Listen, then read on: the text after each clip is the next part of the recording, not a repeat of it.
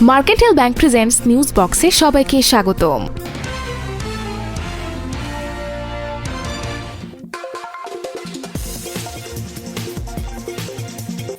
এখন যে সাফল্যের খবরগুলো আপনাদের শোনাবো সেগুলো হচ্ছে, দেশে করোনার প্রথম জিনোম সিকোয়েন্স উদ্ঘাটন করলো child health research foundation CHRF।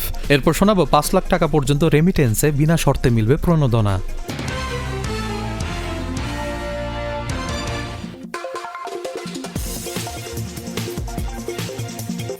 দেশে করোনার প্রথম জিনোম সিকোয়েন্স উদ্ঘাটন করল child health research foundation CHRF। বৈশ্বিক মহামারী আকারে ছড়িয়ে পড়া novel corona virus COVID-19 genome sequence উদ্ঘাটন করেছে child health research foundation CHRF। বাংলাদেশে এই প্রথম করোনা ভাইরাসের কোনো জিনোম সিকোয়েন্স উদ্ঘাটন করল কোনো গবেষণা প্রতিষ্ঠান। এরই মধ্যেই জিনোম সিকোয়েন্স ইনফ্লুয়েঞ্জা ভাইরাসের সবচেয়ে বড় ডেটাবেস GISAID জমা রাখার জন্য পাঠানো হয়েছে। সেখানে এরই মধ্যে বিশ্বের বিভিন্ন অঞ্চল থেকে করোনা ভাইরাসের প্রায় 18,000 জিনোম সিকোয়েন্স জমা পড়েছে। গত 12 মে চাইল্ড হেলথ রিসার্চ ফাউন্ডেশনের নির্বাহী পরিচালক ডক্টর সমীর কুমার সাহা এ তথ্য নিশ্চিত করেছেন। ডক্টর সমীর বলেন, করোনা ভাইরাসের সংক্রমণ কতটা শক্তিশালী তা নিয়ে আমরা গবেষণা করছিলাম। এরই অংশ হিসেবে এই ভাইরাসের একটি জিনোম সিকোয়েন্স শনাক্ত করতে পেরেছি। আমাদের আরও গবেষণা বাকি আছে। জার্মান সরকারের সঙ্গে অংশীদারিত্বের ভিত্তিতে পরিচালিত global initiative on sharing all influenza data GISAID সংস্থাটি করোনা ভাইরাসের সব ধরনের জিনোম সিকোয়েন্সের তথ্য জমা রাখছে। বিভিন্ন দেশ থেকে এরই মধ্যে 18,000 করোনা জিনোম সিকোয়েন্স জমা পড়েছে এই সংস্থার কাছে। ডক্টর সমীর জানান, তাদের জিনোম সিকোয়েন্সটি 11 মে পাঠানো হয়েছে GISAID এর কাছে। চাইল্ড হেলথ রিসার্চ ফাউন্ডেশন যে নমুনা থেকে করোনা ভাইরাসের জিনোম সিকোয়েন্স শনাক্ত করেছে সেটি তারা সংগ্রহ করেছে গত 18 এপ্রিল। করোনা ভাইরাসে আক্রান্ত 22 বছর বয়স এক তরুণীর শরীর থেকে নমুনাটি সংগ্রহ করা হয়। এদিকে চাইল্ড হেলথ রিসার্চ ফাউন্ডেশনের পক্ষ থেকে দেওয়া এক বিজ্ঞপ্তিতে জানানো হয়েছে, জিনোম সিকোয়েন্সিং এর নেতৃত্ব দিয়েছেন ডক্টর সেজুতি সাহা। সিকোয়েন্সিং এর সম্পূর্ণ কাজটি প্রতিষ্ঠানটির ঢাকার ল্যাবে করা হয়েছে। এরপর নিয়ম অনুযায়ী সিকোয়েন্সিং এর তথ্য উপাত্ত গ্লোবাল জিনোম ডাটাবেস GISAID এ জমা দেওয়া হয়েছে। এই তথ্য উপাত্ত শিগগিরই সবার জন্য উন্মুক্ত করে দেওয়া হবে। বিজ্ঞপ্তিতে আরও বলা হয়, নোভেল করোনা ভাইরাসের মতো সংক্রমণশীল এই ভাইরাসকে সিকোয়েন্সিং করা খুবই কঠিন। চাইল্ড হেলথ রিসার্চ ফাউন্ডেশন ভাইরাসটিকে নিষ্ক্রিয় করে মেটাজেনোমিক সিকোয়েন্সিং এর মাধ্যমে সম্পূর্ণ জিনোম সিকোয়েন্সিং এর কাজটি সম্পন্ন করেছে। আমরা আশা করছি খুব শীঘ্রই বাংলাদেশের বিভিন্ন স্থানের নমুনা থেকে আরও কিছু ভাইরাসের সিকোয়েন্সিং করতে সক্ষম হব, যা আমাদের ভাইরাসটির উৎপত্তি ও গতি প্রকৃতি বুঝতে এবং প্রতিরোধের উপায় খুঁজতে সাহায্য করবে। জিনোম সিকোয়েন্সিং এর স্বাস্থ্য অধিদপ্তর IEDCR, Bill and Melinda Gates Foundation ও চ্যান জুকারবার্গ বায়োহ্যাব ইনিশিয়েটিভ সার্বিক সহযোগিতা দিয়েছে বলে জানানো হয়েছে বিজ্ঞপ্তিতে।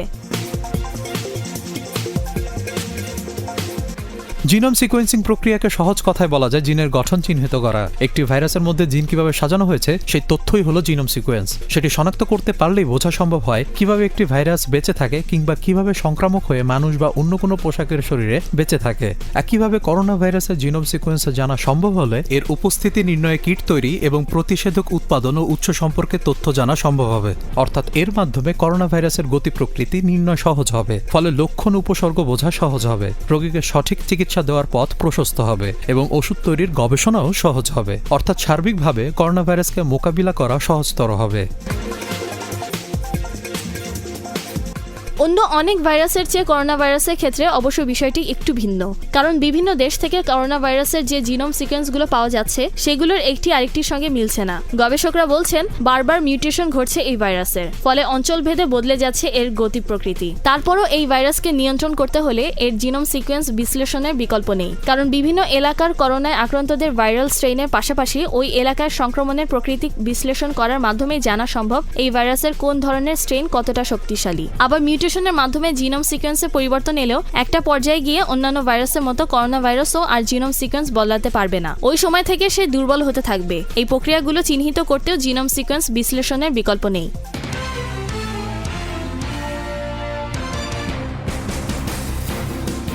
আপনি শুনছেন mercantile bank presents news box. ছোট্ট একটি বিরতি নিচ্ছি। বিরতি শেষে আপনাদের শোনাবো 5 লাখ টাকা পর্যন্ত রেমিটেন্সে বিনা শর্তে মিলবে প্রণোদনা।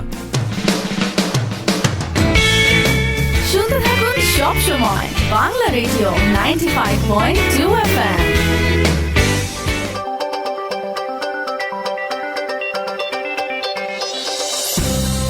মাসিক আয়ের কিছুটা সঞ্চয় হতে পারে আপনার বিপদের বন্ধু। মার্কেন্টাইল ব্যাংকের আছে বেশ কিছু সঞ্চয় প্রকল্প। ডাবল বেনিফিট ডিপোজিট স্কিমে 7 বছরে আপনার টাকা হবে দ্বিগুণ।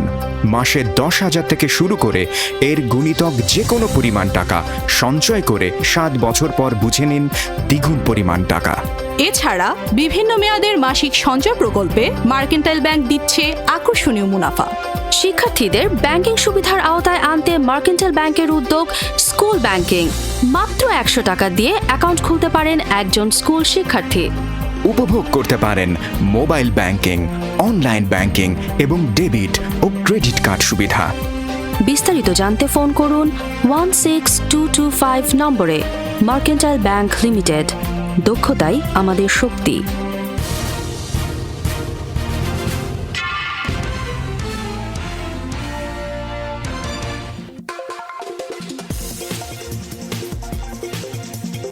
$5 লাখ টাকা পর্যন্ত রেমিটেন্সে বিনা শর্তে মিলবে প্রণোদনা।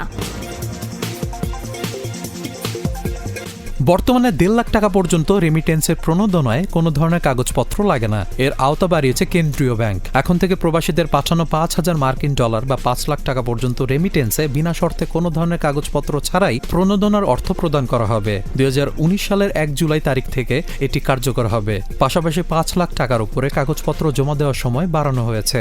এতদিন প্রণোদনা পেতে হলে প্রবাসীদের পাঠানো রেমিটেন্স প্রাপক ওঠানোর 15 দিনের মধ্যে প্রয়োজনীয় কাগজপত্র জমা দিতে হতো। এখন তা বাড়িয়ে 2 মাস করা হয়েছে।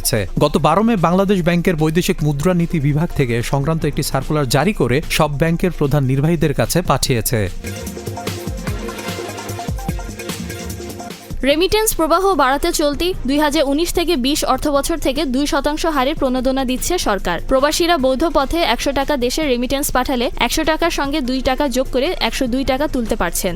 প্রণোদনার অর্থ পরিশোধের জন্য চলতি অর্থবছরের বাজেটে 3060 কোটি টাকা বরাদ্দ রাখা হয়েছে। জানা গেছে, এতদিন 1.5 লাখ টাকার নিচে পাঠানো অর্থের বিপরীতে রেমিটেন্সের নগদ প্রণোদনা পাওয়ার জন্য কোনো কাগজপত্র লাগতো না। তবে 1.5 লাখ টাকার বেশি রেমিটেন্সের নগদ প্রণোদনা পাওয়ার জন্য রেমিটেন্স প্রদানকারী ব্যাংকের শাখায় পাসপোর্টের কপি এবং বিদেশি নিয়োগদাতার দেওয়া নিয়োগপত্রের কপি জমা দিতে হয়। রেমিটেন্স প্রেরণকারী ব্যক্তি ব্যবসায় নিয়োজিত হলে ব্যবসার লাইসেন্সের কপি দিতে হতো। গত 12 মে মঙ্গলবার ওই সার্কুলারের কিছু পরিবর্তন এনে নতুন আরেকটি সার্কুলার জারি করেছে কেন্দ্রীয় ব্যাংক। তাতে বলা হয়েছে, বর্তমানে সার্বিক অবস্থায় গ্রাহকের সুবিধা বিবেচনা করে রেমিটেন্সের উপর প্রতিবারে সর্বোচ্চ $5,000 বা 5 লাখ টাকা পর্যন্ত অর্থ প্রেরণের জন্য কাগজপত্র ছাড়াই প্রণোদনা সুবিধা পাওয়া যাবে। এ সুবিধা 2019 সালের 1 জুলাই থেকে কার্যকর হবে। সার্কুলারে আরও বলা হয়েছে, 5 লাখ টাকার বেশি রেমিটেন্সের ক্ষেত্রে প্রাপক কর্তৃক কাগজপত্র 15 কার্য দিবসের মধ্যে দাখিল করার বাধ্যবাধকতা শিথিল করে কাগজপত্রাদি দাখিলের সময়সীমা 2 মাস পর্যন্ত বর্ধিত করা হলো। আগামী 31শে ডিসেম্বর পর্যন্ত এই সুবিধা বহাল থাকবে। এছাড়া আগের সার্কুলারের অন্যান্য নির্দেশনা অপরিবর্তিত থাকবে বলে নতুন সার্কুলারে বলা হয়েছে।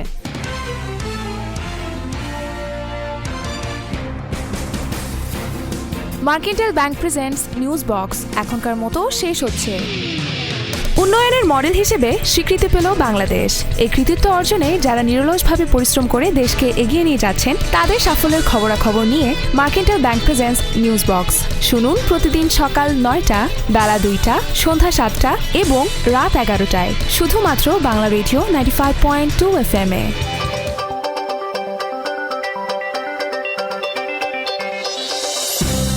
নারীর ক্ষমতায়নে মার্কেন্টাইল ব্যাংক লিমিটেড চালু করেছে নারী উদ্যোক্তা ঋণ অনন্যা। এছাড়াও চাকা, সমৃদ্ধি, মৌসুমী, উন্মেষের মতো আকর্ষণীয় এসএমই ঋণ নিয়ে মার্কেন্টাইল ব্যাংক উদ্যোক্তাদের পাশে আছে সব সময়। সমৃদ্ধ বাংলাদেশ গড়তে দৃঢ় প্রত্যয়ী মার্কেন্টাইল ব্যাংক। মেধাবী তরুণ উদ্যোক্তাদের জন্য আছে মার্কেন্টাইল ব্যাংকের ব্যতিক্রমী উদ্যোগ উদয়ন ঋণ প্রকল্প। বিস্তারিত জানতে ফোন করুন 16225 নম্বরে। আপনার স্বপ্ন পূরণে বিশ্বস্ত সহযোগী মার্কেন্টাইল ব্যাংক লিমিটেড, দক্ষতাই আমাদের শক্তি।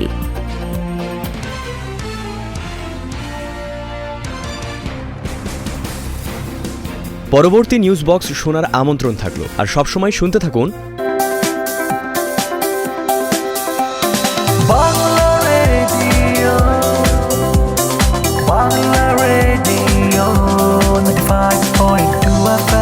শুনতে থাকুন সব সময় বাংলা রেডিও 95.2 FM।